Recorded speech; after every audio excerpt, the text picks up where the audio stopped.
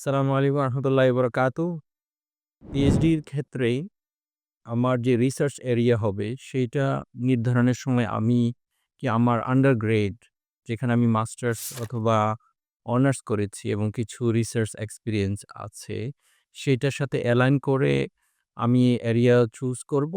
নাকি একটু different area, কিছুটা ওভারল্যাপ, কতটুকু ওভারল্যাপ অথবা কমপ্লিটলি ডিফারেন্ট এরিয়াতে গিয়ে আমি পিএইচডি করব কিনা?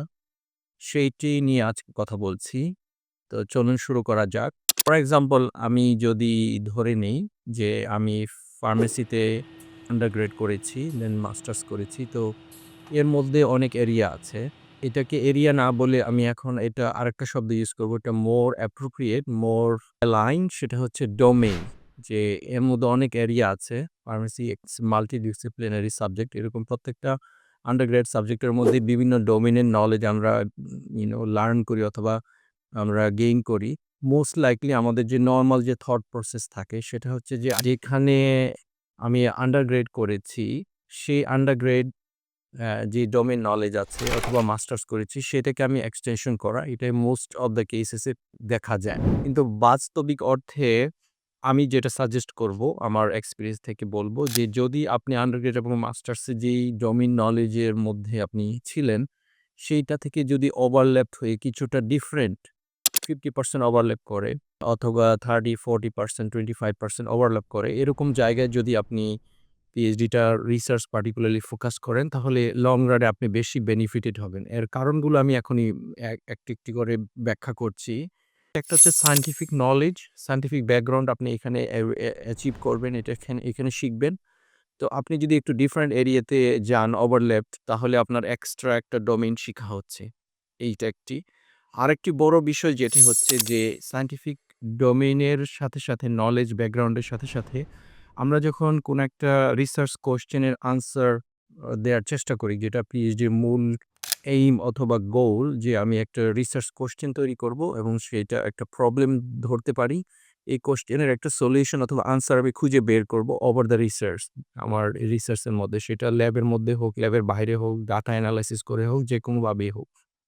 তো এইখানে যখন আমি রিসার্চ করব, যেখানে আমার আ কোনো একটা প্রবলেমের সলিউশন খুঁজতে আমাকে কিছু ইনভেস্টিগেশন করতে হবে। তো ইনভেস্টিগেশন এর সময়টাতেই হচ্ছে বিভিন্ন টেকনিক আমাকে এপ্লাই করতে হবে। সেটা যদি ওয়েট ল্যাব হয়, ল্যাব ভিত্তিক হয়, তাহলে এখানে বিভিন্ন ধরনের টেকনিক আমি ইউজ করব। ডাটা এনালাইসিস যদি হয়, ডাটা এনালাইসিস বিভিন্ন ধরনের হবে।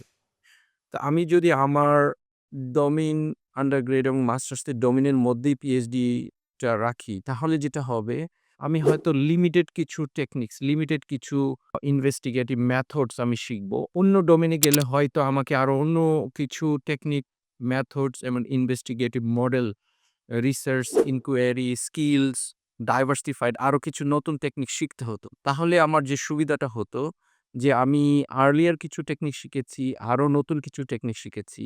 তাহলে আমি যখন আর একই ডোমেইনের মধ্যে আমি যখন দাঁড়াবো আর ৫ জন পিএইচডি করা সায়েন্টিস্টদের সাথে, ডোমেইন নলেজ হয়তো ঠিক আছে, সবারই সিমিলার। মূল ডিফারেন্সটা যেটা হবে একজনের সাথে আরেকজনের, সেটা হচ্ছে আমি কতগুলো ডিফারেন্ট ডাইভার্সিফাইড টেকনিক শিখেছি। কতগুলো investigative model, method, data analysis, procedure অথবা টুলস, এই এরিয়াগুলা আমার কতটা ডাইভার্সিফাইড, আমি কতটা রিসোর্সফুল। কারণ কেউ আমাকে যখন হায়ার করবে তখন সে চাইবে যে আমার যেন ইনভেস্টিগেটিভ স্কিলটা একটু ব্রড থাকে।